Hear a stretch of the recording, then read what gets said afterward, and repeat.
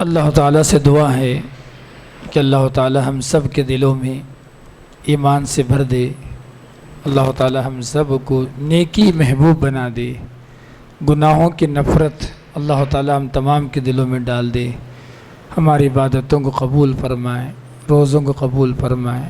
اللہ تعالیٰ ہم تمام کو وہ خوش نصیب بنائے جنہیں اللہ تعالیٰ اس رمضان میں جہنم کی آگ سے بچانے والا۔ اللہم اجعلنا منہم۔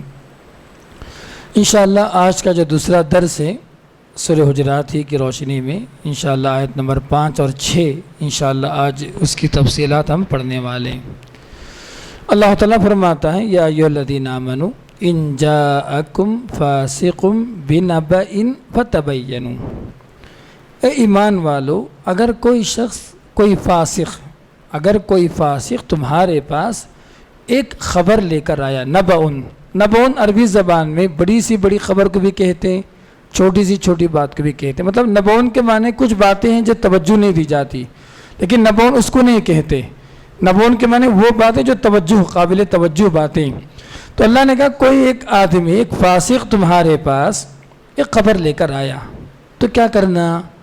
پہلا حکم یہ فتبینوا، وہ خبر درست ہے یا نہیں ہے اس کی وضاحت کرنا ضروری ہے۔ اللہ نے کہا فتبینوا، یہ امر کا صیغہ، تم اس کی تحقیق کرو، اس کی وضاحت ڈھونڈو کہ یہ خبر واقعی درست ہے، واقعی درست نہیں ہے، غلط ہے یا مکس ہے، ملاوٹ ہے، کیا ہے، اس کی تحقیق کرو۔ اللہ نے کہا اگر ایسا نہیں کیا کوئی آدمی، کوئی خبر سن لیا، تحقیق نہیں کیا، عام کر دیا، دوسروں کو بتا دیا، کیا ہوگا؟ ان تصیبوا قوما بجہالۃ، کہ پہنچے کسی قوم کو نادانی کی وجہ سے کوئی بڑی مصیبت آ جائے، فتصبحوا علی ما فعلتم نادمین، کہ تم جو ہے اپنے کام پر، اپنے کیے ہوئے کام پر شرمندہ ہو جاؤ۔ اسلام ایک واحد ایسا مذہب ہے جو سنی سنائے باتوں پر یقین کرنے کی تعلیم نہیں دیتا۔ جو بھی سنا دیے یہ جھوٹ ہے شریعت کے لحاظ سے۔ اللہ کے رسول نے کہا کفا بالمرء کذبا، ایک آدمی کے جھوٹا ہونے کے لیے یہ عمل کافی ہے، یہ بات کافی ہے کہ سنی سنائے باتوں کو کیا کرتا؟ سنا دیتا۔ ان یحدث بکل ما سمع، جو کچھ سنا دیا۔ کئی لوگ آئیں گے، کئی باتیں ہمارے کانوں میں ڈالیں گے۔ ہمارے کان میں سب سے پہلے فلٹر رہنا۔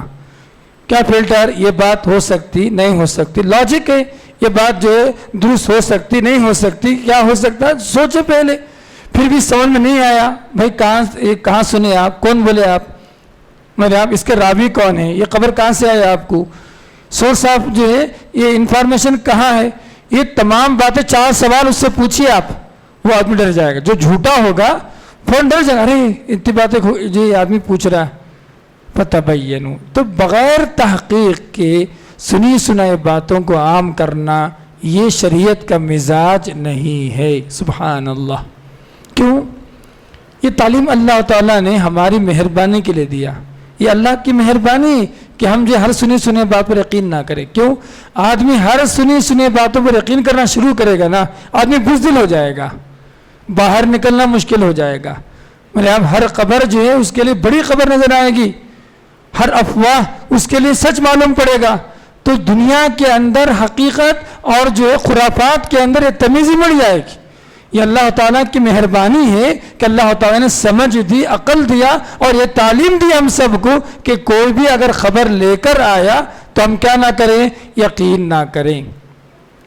اس کے بعد اللہ تعالیٰ نے اسی آیت میں اگر کوئی یقین کر لیا، کوئی بھی آ کے سنا ہے کوئی بات، یقین کر لیا، اللہ نے کہا کہ اس کا نتیجہ یہ ہو سکتا ہے کہ ہم اپنے کیے پر شرمندہ ہو جائیں۔ بعض مفسرین نے اس آیت کی شان نزول میں اس آیت کی جو سمجھانے کے لیے ایک واقعہ نقل فرمایا جو امام نسائی رحمہ اللہ نے صحیح سند کے ساتھ یہ حدیث بیان فرمائی۔ حدیث یہ ہے کہ بنو المستلق ایک قبیلہ تھا، اللہ کے رسول صلی اللہ علیہ وسلم جو ہے اس قبیلے کو اپنے کنٹرول میں لے لیے تھے، اور سب وعدہ کر کے گئے بنو المستلق والے۔ کیا وعدہ کر کے گئے؟ کہ 1 سال ہو جانے کے بعد ہم آپ کو زکوٰۃ دیں گے، پیسہ ادا کریں گے۔ ٹھیک ہے، 1 سال ہو گیا تو اللہ کے رسول صلی اللہ علیہ وسلم نے ایک صحابی کو بھیجے، جاؤ جا کر جو ہے تحقیق کر آؤ، زکوٰۃ لے کر آؤ۔ وہ ڈر گئے کیونکہ ان سے اس قبیلے سے پرانی دشمنی تھی. یہ جو صحابی جو گئے وہ جو قبیلہ والے سے کچھ بات نہیں بن رہی تھی. واپس گئے آدھے میں واپس آ کے جھوٹ بول دیا نبی کے پاس. کیا جھوٹ بولے کہ سارے کے سارے لوگ مرتد ہو گئے, زکوٰۃ دینے سے انکار کر دیے. یہ تو اس زمانے کے جنگی قانون کے اعتبار سے, اس زمانے نبی کریم صلی اللہ علیہ وسلم کے زمانے کے اعتبار سے, جنگی قانون کے اعتبار سے گویا جی یہ لڑائی کا اعلان تھا, مطلب ہم آپ کو نہیں مانتے, یہ بغاوت تھی. تو نبی کریم صلی اللہ علیہ وسلم کیا کیے, خالد بن ولید رضی اللہ تعالیٰ عنہ کو فوج دے کر بھیجے, جاؤ معاملہ کے دیکھ کر آؤ. تو خالد بن ولید بڑے سمجھدار تھے, کیا کیے رات میں بنو المصطلق کے باہر علاقے میں رک گئے, کچھ لوگوں کو, کچھ نوجوانوں کو بھیجے, جاؤ جا کے دیکھ کر آؤ ماحول کیسا ہے. کیا گئے, رات بھر گھومتے رہے یہ لوگ, وہاں تو کچھ بھی جنگی آثار نظر نہیں آئے. اچانک فجر کی اذان ہو گئی, سب لوگ نماز کو نکلنے لگے مسجد میں. تو ان کی بات پوری جھوٹی ہو گئی نا کہ یہ لوگ مرتد ہو گئے. تو خالد بن ولید رضی اللہ تعالیٰ ان پر حملہ کیے بغیر, کن پر, بنو المصطلق پر حملہ کیے بغیر نبی کریم صلی اللہ علیہ وسلم کے پاس پھر واپس آئے. آ کر کے اللہ کے رسول صلی اللہ علیہ وسلم, میں نے جو ہے لوگوں کو بھیجا, وہ لوگ نماز پڑھتے ہیں, اذان دیتے ہیں, دین پر قائم ہیں, مرتد نہیں ہیں, آ کر خبر دی. تو یہ پس منظر آپ سن لیے حدیث. اب آیت پڑھی آپ, یا ایھا الذین آمنوا ان جاءکم فاسق, اگر کوئی فاسق آ کر جو کوئی بات بتائے, فتبینوا, تم تحقیق کر لو. اگر تحقیق نہیں کرو گے, ٹھیک ہے, ان تصیبوا قوما, کہ تم نادانی میں, بجہالۃ, تم نادانی میں کسی قوم پر حملہ کر دو, فتصبحوا, حملہ ہونے کے بعد معلوم پڑا ایسا مسلمان تھے, فتصبحوا علی ما فعلتم نادمین, تم اپنے کیے پر جو ہے نادم ہو جاؤ گے, شرمندہ ہو جاؤ گے. سبحان اللہ. تو فاسق یہ لفظ اللہ تعالیٰ نے جو لفظ ہے قرآن مجید کا, میرے فاسق کیا, فسق کیا, فسق یہ چھوٹے گناہ کو بھی کہا جاتا, بڑے گناہ کو بھی کہا جاتا. فسق ہے نا, کبیرہ گناہ کو بھی کہا جاتا. اسلام سے خارج کرنے والے جو گناہ ہیں, کفر, شرک, یہ بھی فسق ہے, ٹھیک ہے, کبیرہ گناہ بھی فسق ہے. اور اسی طریقے سے چھوٹے موٹے جو گناہ ہیں یہ بھی فسق. اسے اللہ تعالیٰ نے یہاں پر اس آیت مبارکہ میں یا ایھا الذین آمنوا, ایمان والوں سے خطاب. تو یہ لانے والا خبر کون ہے, کوئی مسلمان بھی ہو سکتا ہے, کوئی مومن کمزور ایمان والا بھی ہو سکتا ہے جو ہے خبر لا کر پہنچائے آپ کو. تو اللہ تعالیٰ نے اس آیت میں بڑی اہم نصیحتیں فرمائی کہ سنائے باتوں پر یقین نہیں کرنا. آج ایک بات بتاتا ہوں آپ کو, آج ہمارے مسلمان معاشرے میں خاندانوں میں جو جھگڑے ہیں, خاندانوں میں خاص طور پر جو جھگڑے ہیں, میاں بیوی کے درمیان کے جو جھگڑے ہیں, اور اسی طریقے سے ساس بہو کے درمیان کے جو جھگڑے ہیں, یا باس اور جو ہے نوکر کے درمیان کے جو جھگڑے ہیں, ان تمام چیزوں کے اندر عمومی طور پر یہ سنائے باتوں پر یقین کرنا ہی ہوتا, تحقیق نہیں ہوتی.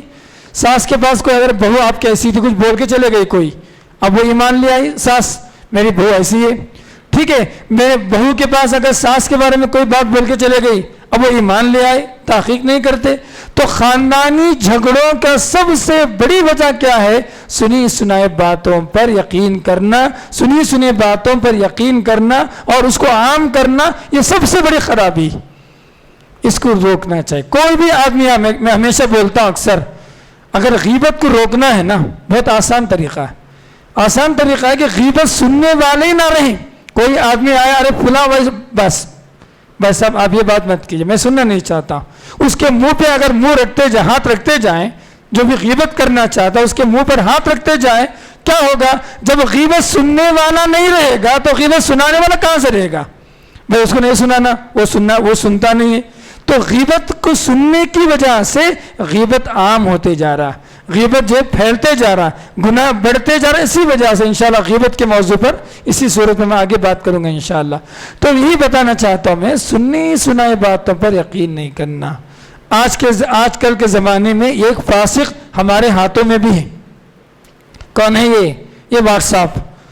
کوئی بھی خبر آ گئی 2 سال پرانی, 5 سال پرانی, کچھ بھی ہے, اس کو لگا یہ نہیں, ڈال دیا. پھر کیا ہوا, وہاں پورے لوگ اس کے پیچھے بھاگتے ہیں, اس خبر کی جو تحقیق نہیں کرتے. اسی طریقے سے کچھ ہمارے نوجوان خاص طور پر ان کے پاس ایک بری عادت کہیں یا اچھی عادت کہیں، یہ تو میں نہیں بتا سکتا، کوئی بھی جو ٹیلی فون کمپنی سے کوئی آفر آیا، وہ جھوٹا ہو سچا ہو، پورے لوگوں میں عام کر دیتے، 500 GB فری، 50 روپے ٹاک ٹائم فری، 10 آدمی کو بھیجو، 15 آدمی کو بھیجو، سب لوگ اس کے دور میں بھاگتے۔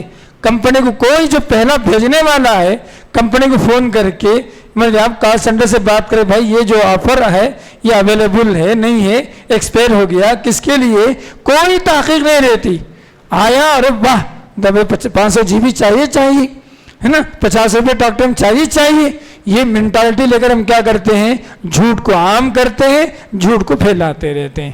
یہ سب اسی کے اندر، ان جاءکم فاسق بنبأ فتبینوا، کوئی بھی خبر آئے آپ کو واٹس ایپ پر، آپ کو نبأ کا نبر کے معنی کوئی چونکانے والی بات، کوئی بڑی بات، کوئی خراب معاشرے کو برباد کرنے والی بات، کوئی بھی بڑی اہم بات، آپ بغیر تحقیق کے اس کو عام نہیں کریں گے۔ یہ کس کا حکم ہے؟ یہ اللہ تعالیٰ کا حکم ہے۔ یہ مزاج ہمارے پاس ہونی چاہیے، یہ تحمل ہمارے پاس ہونی چاہیے، یہ فلٹر ہمارے پاس ہونی چاہیے۔ چلو اس کے بعد اللہ تعالیٰ فرماتا ہے وَعَلَمُوا، تم یہ بھی جان لو أَنَّ فِيكُمْ رَسُولُ اللَّهِ، کہ تمہارے درمیان اللہ کے رسول ہیں، تمہارے درمیان اللہ کے رسول ہیں، اور اللہ کے رسول کے پاس آ کر جھوٹی خبر دیں گے۔ اللہ وحی سے نہیں بتا دے گا، جبرائیل امین کے ذریعے سے بات ظاہر نہیں ہو جائے گی۔ تو کہ اللہ نے کہا وَعَلَمُوا، تم جانو ایمان والو کہ تمہارے درمیان رسول اللہ، تم ان کی توقیر کرو، ان کی عزت کرو، ان کی اطاعت کرو، ان کی فرما برداری کرو، ان کی نافرمانی سے بچو، جو اس آیت اس سورت کی ابتدا میں اللہ نے کہا لا تقدموا بین یدی اللہ ورسولہ، اسی کے مفہوم اللہ نے کہا وَعَلَمُوا، تم جان لو کہ تمہارے درمیان رسول اللہ ہیں۔ لو یطیعکم، دیکھیے بات ختم ہو گئی یہاں تک، اس کے بعد لو یطیعکم فی کثیر من الامر لعنتم، اگر وہ نبی، وہ رسول اللہ تمہاری باتوں پر ایمان لیا یا تمہاری اطاعت کرے، کچھ لوگ آتے ہیں نا فورس کرتے کسی بات پر، تو نبی کے زمانے میں بھی کوئی کچھ فورس کر رہے تھے کہ نبی وہ بات مان لیں، تو اللہ نے کہا لو یطیعکم، اگر یہ نبی تمہاری بات کو مان لے، ٹھیک ہے نا، لو یطیعکم فی کثیر من الامر، بہت ساری باتوں میں، لعنتم، تم رسول اللہ کو تکلیف میں ڈال دو گے، تم رسول اللہ کو پریشانی میں ڈال دو گے۔ تمہارا کام کیا ہے کہ نبی کو بتا دے، بات ختم، ان کو زبردستی نہیں کروا سکتے، ان کو منوا نہیں سکتے آپ، کیونکہ وہ رسول اللہ، ان کی اطاعت کرنا، ان کی فرما برداری کرنا یہ تمہارے ذمہ ہے۔ اللہ تعالیٰ نے لعنتم، اس کے بعد اللہ تعالیٰ نے کہا ولکن اللہ، لیکن اللہ تعالیٰ نے تمہارے لیے ایمان کو پسند فرما لیا، حبب الیکم الایمان، ایمان کو تمہارے لیے محبوب کر دیا، وزینہ فی قلوبکم، اور تمہارے دلوں میں اللہ تعالیٰ نے ایمان کو مزین کر دیا، خوبصورت بنا دیا، وکرہ الیکم الکفر والفسوق والعصیان، اور تمہارے لیے اللہ تعالیٰ نے ناپسند کر دیا کفر کو، فسوق کو، نافرمانی کو، اولئک هم الراشدون، یہی وہ لوگ ہیں جو راہ راست پر ہیں، فضلا من اللہ ونعمہ، یہ اللہ تعالیٰ کا فضل ہے، مہربانی ہے کہ واللہ علیم حکیم، اللہ تعالیٰ بڑا جاننے والا، بڑی حکمت والا۔ اس آیت مبارکہ میں نبی کریم صلی اللہ علیہ وسلم کے ساتھ ادب کا ایک معاملہ اللہ تعالیٰ نے ایمان والوں کو بتایا۔ کیا معاملہ ہے کہ کوئی بھی بات پر نبی کریم صلی اللہ علیہ وسلم کو آپ کمپل نہیں کر سکتے، زبردستی نہیں کر سکتے کہ وہ نبی آپ کی بات مان لیں۔ اگر نبی ہماری بات ماننا شروع کریں، عوام کی بات ماننا شروع کریں، تو تم جو ہے نبی کو تکلیف دینے والے ہو جاؤ گے، یہ ایمان کی علامت نہیں ہے۔ اس کے بعد اللہ تعالیٰ نے ایمان کی خوبی بیان فرمایا کہ اللہ تعالیٰ نے ایمان والوں کے لیے ایمان کو محبوب بنا دیا، پسندیدہ بنا دیا، کفر اور فسق اور فجور ان تمام چیزوں کو ناپسند بنا دیا۔ یہ اللہ تعالیٰ بڑا جاننے والا، بڑی حکمت والا۔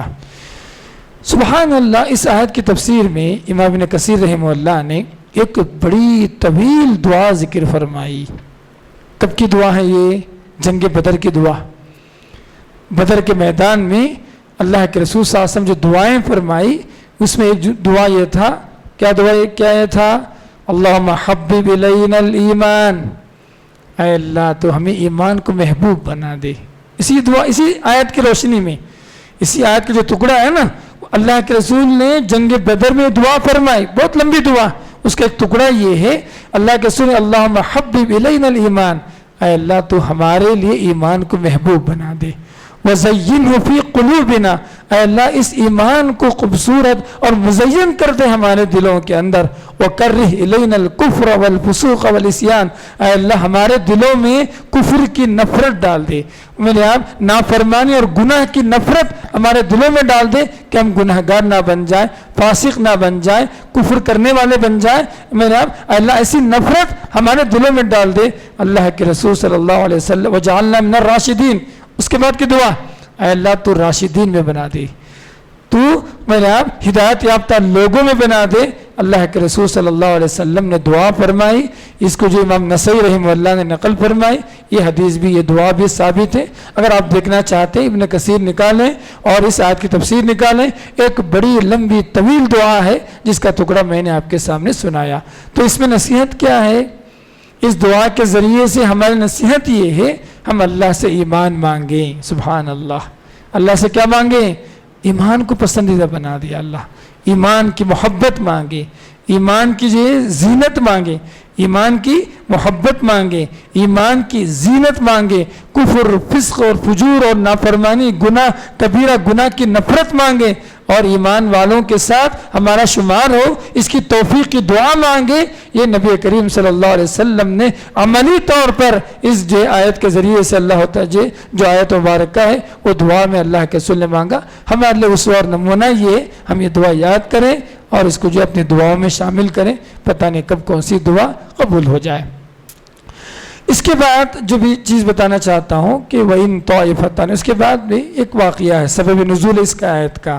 پہلے آیت کا ترجمہ دیکھ لیں پھر انشاءاللہ سبب نزول بتاتا ہوں میں۔ اللہ فرماتا ہے وَإِن طَائِفَتَانِ مِنَ الْمُؤْمِنِينَ، ایمان والوں میں سے دو جماعتیں لڑ پڑے آپس میں۔ وَإِن طَائِفَتَانِ مِنَ الْمُؤْمِنِينَ اقْتَتَلُوا، دو مسلمان جماعت لڑ پڑے آپس میں، تو اللہ کے رسول نے کیا کہا؟ فَأَصْلِحُوا بَيْنَهُمَا، ان دونوں کے درمیان تم اصلاح کرو۔ دو مسلمانوں کی دونوں جماعت لڑ پڑے، اب دو لڑ پڑے، ایک ظالم ہوگا ایک مظلوم ہوگا نا، سیدھی سیدھی بات ہے، ایک ظالم ہوگا ایک مظلوم ہوگا، تو اللہ نے دونوں کیا کہا؟ ایمان مومن کہا۔ دیکھیں آپ اسی آیت میں وَإِن طَائِفَتَانِ مِنَ الْمُؤْمِنِينَ، ایمان والوں میں سے دو جماعت لڑ پڑے تو اللہ نے کیا کہا؟ ایمان والے کہا تو تم کیا کرو؟ فَأَصْلِحُوا بَيْنَهُمَا، تم اصلاح کرو۔ فَإِن بَغَتْ إِحْدَاهُمَا، تو اللہ نے کہا اگر ان دونوں میں سے کوئی بغاوت کرتے، ظلم کرے دوسری جماعت پر، اب کیا کرنا ہے؟ ایک ظالم جماعت ہو گئی ایک مظلوم جماعت ہو گئی، اللہ نے کہا فَقَاتِلُوا الَّتِي تَبْغِي، کہ تم اس جماعت کے ساتھ خلاف لڑائی کرو جو بغاوت کر رہی ہے، جو ظلم کر رہی ہے۔ تو دو جماعتیں ہو گئی، ٹھیک ہے، اصلاح نہیں کرنا چاہ رہے لوگ، صلح نہیں کرنا چاہ رہے، تو ایک جماعت دوسری جماعت پر جو ہے مثال کے طور پر حملہ کر دی، تو ایک ظالم ہو گئی ایک مظلوم ہو گئی۔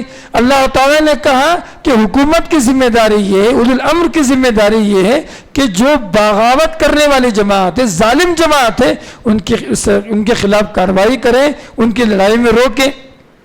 اللہ نے کہا دیکھیں آپ ان اللہ حتی تفیء الی امر اللہ، یہاں تک کہ وہ باغی جماعت اللہ کی بات پر واپس آ جائے، رسول اللہ کی تعلیمات پر واپس آ جائے، اللہ تعالیٰ نے حکم دیا۔ تو شریعت میں غور کریں، ایک بڑی اہم نصیحت ہے اس میں، نصیحت یہ ہے کہ دو آدمی اگر لڑائی کریں گے، ایک ظالم ہوگا ایک مظلوم ہوگا، ٹھیک ہے، دو ہی ہوں گے، یا تو دونوں برابر ہوں گے، تھوڑا سا فرق ہو سکتا، تو اللہ نے کہا کہ ظالم ہو مظلوم ہو دونوں کی مدد کرنا، انصر الظالم والمظلوم۔ اللہ کے رسول نے کہا کہ تم ظالم کی مدد کرو اور مظلوم کی مدد کرو۔ صحابہ کرام کو یہ بات سمجھ میں نہیں آئی کہ ظالم کی مدد کیسے کریں؟ کوئی مظلوم ہوگا، چلو چوٹ لگی، دوا لگا دی، ہاسپٹل لے گئے، جو بھی تھا کر دیے، اس ظالم کی مدد کیسے کریں؟ تو اللہ کے رسول نے بڑا پیارا جواب دیا، ظالم کو اس کے ظلم سے روکنا یہ ظالم کی مدد ہے۔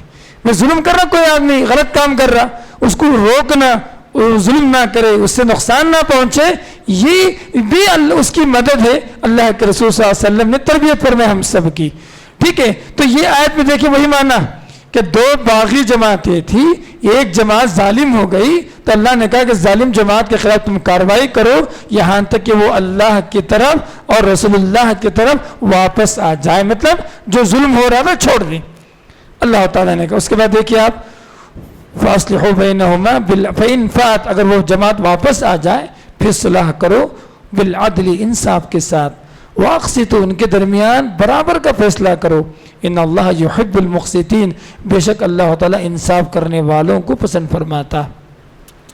اسلامی شریعت میں انصاف کی بڑی اہمیت ہے، انصاف کی بڑی اہمیت ہے، انصاف کرنے والوں کی بڑی فضیلت بیان کی۔ امام ابن کثیر رحمہ اللہ نے کئی حدیثیں نقل فرمائے، ایک دو حدیثیں انصاف کرنے والوں کے تعلق سے بھی سنانا چاہوں گا۔ بخاری کی حدیث ہے، اس کے راوی ہیں ابو بکر رضی اللہ تعالیٰ عنہ، ٹھیک ہے، کہ کہتے ہیں اللہ کے رسول صلی اللہ علیہ وسلم نے ایک دن خطبہ دیا اور اس مجلس میں آپ کے بیٹے حضرت حسن رضی اللہ تعالیٰ عنہ، آپ کے نواسے حضرت حسن رضی اللہ تعالیٰ موجود تھے، تو اللہ کے رسول نے حسن کو دیکھ کر کہا کہ یہ جو میرا بیٹا سردار ہے نا، یہ دو بڑی جماعتوں کے درمیان اصلاح کرے گا۔ اللہ کے رسول صلی اللہ علیہ وسلم نے حضرت حسن بن علی کے لیے خوشخبری سنائی، اور یہ معجزہ تھا دراصل اللہ تعالیٰ کی طرف وحی تھی۔ یہ بعد میں جب حضرت امام امیر معاویہ اور جو ہے حضرت حسین کے درمیان جب بات بگڑ گئی تھی تو انہوں نے جو ہے میرا ان دونوں کے درمیان صلح کروائی، تاریخ سے یہ روایت ثابت ہوتی ہے، ہمیں ملتی۔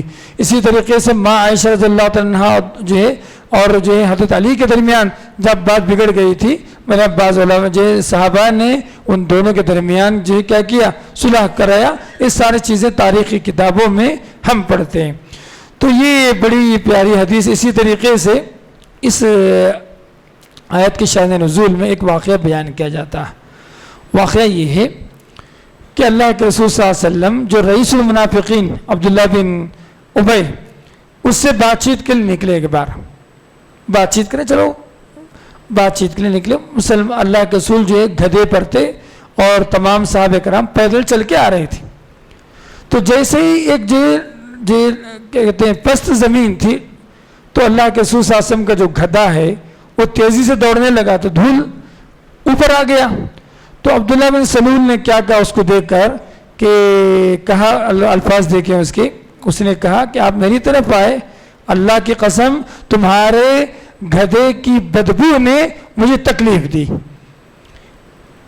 تو آپ مطلب اللہ کے رسول کے گدھے کی اس نے مذمت کی، کہا کہ آپ کے گدھے کی بدبو نے مجھے تکلیف پہنچائی۔ یہ سن کر انصار کو غصہ آ گیا۔ انصار نے کہا کہ اللہ کے رسول کا گدھا ہے نا، سمجھ رہا، وہ تم سے بہت بہتر ہے، بول دیے۔ اب کیا ہو گیا، دو جماعتوں میں جھگڑا، اب ہمارے سردار کو گالی دیتے آپ، ٹھیک ہے، بات بگڑ گئی، ٹھیک ہے۔ اللہ تعالیٰ نے اسی موقع پر یہ آیت اللہ تعالیٰ کری کہ جو ہے وَإِن طَائِفَتَانِ مِنَ الْمُؤْمِنِينَ، ایمان والوں میں سے اگر دو جماعت آپس میں لڑ پڑے فَأَصْلِحُوا بَيْنَهُمَا، اے نبی آپ ان دونوں کے درمیان صلح کروائیے۔ یہ صلح بہت اہم چیز ہے لائف کے اندر، کمپرمائز جو کرانا، خود قتل و غارت گری سے، نقصان سے، ٹھیک ہے، ان تمام باتوں سے یہ بڑی بچانے والی چیز ہے، یہ بڑی جو ہے حفاظت کرنے والی چیز ہے۔ لہٰذا اس کا خیال، کوئی بھی لڑائی کر رہے ہیں، ہم تماشا دیکھنے والے نہیں بننا، یاد رکھیں آپ، کوئی بھی اگر لڑائی کر رہے ہیں ہم تماشا دیکھنے والے نہیں بننا۔ اب دیکھنا ظالم کون ہے، مظلوم کون ہے۔ ظالم اور مظلوم میں سب سے پہلے مدد کس کی ضرورت ہے، پہلے ظالم کی مدد کرنی چاہیے مظلوم کی، ٹھیک ہے نا۔ مظلوم کو زیادہ چوٹ نہیں لگی تو سب سے پہلے ظالم کی مدد یوں کریں کہ ظالم کو ظلم کرنے والے تو لوگ ہاتھ پکڑ لیں اس کا، بھائی مت مارو آپ، جو بھی بات ہے آپ بیٹھو بات کریں گے، کیا مسئلہ دیکھیں گے، آئیے آپ تشریف لائے ادھر، اس کا موڈ کنورٹ کریں، میرے آپ اس کو جو ہے اس کا جو غصہ ہے ٹھنڈا کرنے کا اسباب کو ڈھونڈیں، پانی پلائیں، بھائی آپ بیٹھے بہت اچھے ہیں آپ ماشاءاللہ، پھر ان جھگڑوں میں پڑے ہوئے آپ، ایسا مجھے توقع نہیں، کچھ بھی جملہ بولے اگر اس کو احساس لگے گا ارے معاشرے میں میرا جو امیج ہے خراب ہو رہا، وہ فوراً خاموش ہو جائے گا، اس کا غصہ ٹھنڈا ہو جائے گا۔ تو یہ تماشا بھی نہیں بننا لائف کے اندر۔ اکثر لوگ، ہمارے پاس ایک بری عادت کیا ہے، اگر دو کے درمیان جھگڑا ہوتا ہے نا، ہم خالی تماشا دیکھتے ہیں، کون کیسا مارنے والا، کس کو کتنی چوٹ آنے والی، کس کا گھر تباہ ہونے والا، میرے آپ کس کا پیٹرول زیادہ سے جلانے والا، یہ بیٹھ کے تماشا دیکھتے ہیں۔ ہمارے اندر یہ طاقت نہیں ہے کہ ظالم کی مدد کرنا ظالم کی مدد کرے یا مظلوم کی مدد کرنا مظلوم کی مدد کرے، بلکہ دونوں کی مدد کرنا ہو تو بیک وقت دونوں کی مدد کریں، مظلوم کے ہاتھ سے بچائیں اور ظالم کے ہاتھ بھی پکڑ لیں. یہ ہونا چاہیے. اللہ نے یہ حکم دیا کہ اگر مسلمانوں کے درمیان اگر کوئی اختلافات ہو جائے، تماشا بین نہیں بننا. کیوں ہوتا ہے؟ تماشا بین سے لڑائی جھگڑا بڑھتا، ٹھیک ہے، پارٹیاں بڑھتی اور اختلافات بڑھیں گے، مزید نقصان کا اندیشہ ہے. شریعت یہ تعلیم دیتی ہے کہ جب کوئی بات اگر بگڑتے ہوئے نظر آئے فوراً ایکشن لینا چاہیے، فوراً اس کے بارے میں ہم آگے بڑھنا چاہیے، صلح کرانا چاہیے. یہ کیفیت ہمارے پاس ہونی چاہیے. دیکھو پھوڑ ڈالنے والے بہت ہیں، میرے آپ پھوڑ ڈالنے والے بہت ہیں لیکن جوڑنے والے بہت کم ہیں، کیونکہ جوڑنے کے لیے جگر چاہیے. کسی دو آدمی کے، دو خاندان کے درمیان، میاں بیوی کے درمیان، دو دوستوں کے درمیان، دو مسلیوں کے درمیان، ٹھیک ہے، دو کاروباریوں کے درمیان، دو طلباء کے درمیان، دو استاد کے درمیان، کوئی بھی اگر بات بگڑ جائے اس کو جوڑنے کے لیے جگر چاہیے. اسی لیے شریعت میں صلح کرانے کے لیے جھوٹ بولنے کی اجازت دی گئی. دونوں کو جوڑنے کے لیے جھوٹ منع ہے شریعت میں، لیکن دو آدمی کو جوڑنے کے لیے جھوٹ کی اجازت دی گئی. ایک آدمی گیا درمیان والا، بھائی آپ کی بڑی تعریف کر رہے تھے انہوں، آپ بہت اچھے ہیں، نیک ہیں، شاید انہوں غصے میں کچھ بول دیے، وہاں جا کر ادھر بولا، ادھر جا کر سے بولا، ارے انہوں آپ کی بڑی تعریف کر رہے تھے. تو جب اس نے سنا کہ دونوں میرے بہت اچھی تعریف کر رہے ہیں تو اس کا غصہ ٹھنڈا ہو جائے گا. جب غصہ ٹھنڈا ہوگا بیٹھ کے سوچے گا بھی کیا غلطی ہے ہم سے، فوراً اصلاح کی طرف، صلح کی طرف وہ جڑ جائے گا. یہ شریعت کی تعلیم ہے. یہ سبحان اللہ، ایسے ایمان والے بنے، میرے آپ تماشا بین ہرگز نہ بنے. اس آیت کے پڑھنے کے بعد، سننے کے بعد، اس کے بعد اللہ تعالیٰ نے ایک بڑی پیاری نصیحت فرمائی، انما المؤمنون اخوہ. تمام مسلمان بھائی بھائی، سب ہم ایک ہی کمیونٹی کے ہیں، سب ایک ہی ماں باپ کے اولاد ہیں. ہمارے بابا آدم ہیں، میرے آپ ہم آج ہوا کے جو ہے بیٹے اور بیٹیاں. تو انما المؤمنون اخوہ، کہ ہم تمام جو سملیر ہیں، سب بھائی بھائی. اللہ کے رسول نے کہا المؤمن مرآۃ المؤمن، ایک مومن ہے نا دوسرے مومن کا آئینہ ہوتا. جیسے آئینہ کیا کرتا؟ جو ہے ویسے بتاتا، اس کی اصلاح کرتا، میرے آپ اس کو خوبصورت بناتا، اس کے اندر تزئین پیدا کرتا، اس کے اندر اچھائیاں پیدا کرتا، اس کی خامیوں کو بتا کر اس کی خامیوں کو دور کرتا. جیسا ہے نا ایک مومن دوسرے مومن کے لیے ایسا ہی. کتنی حدیثیں ہیں. سبحان اللہ. اللہ کے رسول صلی اللہ علیہ وسلم نے کہا کہ مومن مومن کے بھائی ہے، وہ اس پہ ظلم نہ کرے، اس پہ ظلم نہ کرے. اللہ کے رسول کی حدیث ہے، اس کو قتل نہ کرے، اس کے عیب کو بیان نہ کرے. اللہ کے رسول صلی اللہ علیہ وسلم نے ایک مسلمان کے دوسرے مسلمان پر 33 حقوق بیان فرمائے. 33 حقوق ہیں. میں مسلمان ہوں، میرا جو بھائی مسلمان ہے دوسرا، میری طرف سے اس کے لیے یہ 33 حقوق ہیں، ان کی طرف سے میرے لیے 33 حقوق ہے. سبحان اللہ. جنازے میں شرکت کرنا، مریض ہو تو عیادت کرنا، بیمار ہے تو جو بیمار پرسی کرنا، جی ان کے بارے میں خیر کا جو خیر کی بات بتانا، ان کے لیے دعا کرنا. نبی کریم صلی اللہ علیہ وسلم نے چھین گیا تو جواب دینا، راستہ بتانا. کتنے حقوق نبی کریم صلی اللہ علیہ وسلم نے ایک مومن دوسرے مومن کے لیے بیان فرمایا. اگر یہ مسلمان اپنا لینا، سارا سماج فرشتوں نما نظر آئے گا، سارے لوگ فرشتے نظر آئیں گے چلتے پھرتے. ہم نے فرشتوں کو دیکھا نہیں، لیکن یہ اگر حقوق ایک دوسرے کا خیال کرنا شروع کریں نا، چلتے پھرتے فرشتے بن جائیں گے ہم لوگ. لیکن شیطان وہ چاہتا نہیں. کسی کے پاس 2 حقوق ہیں، کسی کے پاس 5 ہیں، کسی کے پاس 10 ہیں. یہ ایسے چل رہا ہے. انما المؤمنون اخوۃ فاصلحوا بین اخویکم. اللہ نے پھر کہا کہ مسلمان کے بھائی ہیں، تم صلح کرو آپس میں. دور کو جوڑ کے رکھو، توڑنا نہیں، جوڑ کے رکھو. جو جوڑنے کے لیے جو کرنا ہے کرو، شریع اس کی اجازت دیتی. فاصلحوا بین اخویکم. اس کے بعد اللہ تعالیٰ نے کہا واتقوا اللہ، اللہ کا تقوی، اللہ کا ڈر پیدا کرو. صلح کرتے وقت جو ہے میرے آپ ظالم اور مظلوم کے درمیان کوئی گڑبڑ نہ ہو جائے. واتقوا اللہ، اللہ کا تقوی اختیار کرو. ٹھیک ہے. لعلکم ترحمون، شاید کہ تم پر رحم کی جائے. مفسرین نے لکھا ہے صلح کرنا یہ اللہ تعالیٰ کی رحمت کو واجب کرنے والی چیز ہے. سبحان اللہ. 2 مسلمان کو جوڑیں، 2 خاندان کو جوڑیں، دو رشتوں کو جوڑے، دو اپنوں کو جوڑے، دو دوستوں کو جوڑے، دو دشمنوں کو جوڑے، یقین رکھیں یہ اللہ تعالیٰ کی رحمت کو واجب کرنے والی چیز ہے۔ کتنی بڑی رحمت سے، کتنی بڑی خیر سے محروم ہوتے جا رہے ہیں۔ اپنے انا کو چھوڑیں میرے، آپ اپنے بڑکپن کو چھوڑیں، کبر کو چھوڑیں، غرور کو چھوڑیں، گھمنڈ کو چھوڑیں، اور جتنی چیزیں ہو سکتی ان تمام کو جو ایک خاک میں ملا ہے بھائی مجھے جوڑ کے رکھنا، مجھے ملا کے رکھنا۔ اللہ تعالیٰ نے سورۃ نساء میں اللہ نے کہا ان ارادہ ان یصلح بینہما، اللہ نے کہا کہ اگر کوئی آدمی میاں بیوی کے درمیان صلح کرانا چاہتا ہے، ارادہ رکھتا ہے صلح کرانے کا، اللہ تعالیٰ اس کی توفیق دے گا کہ وہ دونوں کو جوڑ دے گا۔ سبحان اللہ، یہ خیر کا کام ہے، اس میں آگے بڑھے۔ بہرحال یہ بڑی اہم حدیثیں تھیں جو آپ کے سامنے میں نے رکھا، اہم موضوعات ہیں سب زندگی کے۔ آج کا پورا دیکھیے آپ، 2 آیتیں میں نے آپ کے 3 آیتیں رکھا، 3 آیتوں میں یہ ایک آیت جو ہے کوئی فاسق کی خبر پر تحقیق کرنے کی بات بتائی گئی پہلی آیت میں، دوسری اور تیسری آیت میں ایمان والوں کے درمیان جھگڑا آ جائے تو اس کو اصلاح کرنے، صلح کرنے کی بات بیان کی گئی، اور آخر میں اللہ نے کہا واتقوا اللہ، اللہ کا تقوی اختیار کرو، اللہ سے ڈرو اور یقین رکھو لعلکم ترحمون، شاید کہ تم پر اصلاح کی وجہ سے اللہ تعالی رحمت نازل فرمائے اور تم پر اللہ تعالیٰ کی رحمت برسے۔ اسی بات پر ایک رکوع الحمدللہ ہو گیا انشاءاللہ، اور ایک رکوع باقی ہے، کل کے درس میں انشاءاللہ ہم اسی بات پر بات کریں گے۔ اللہ تعالیٰ سے میں دعا کرتا ہوں کہ بولنے والا مجھے، سننے والا ہم تمام کو اس تمام باتوں پر اللہ تعالیٰ عمل کی توفیق عنایت فرمائے۔ اقول قولی ھذا استغفر اللہ لی ولکم ولسائر المسلمین، وآخر دعوانا الحمدللہ رب العالمین۔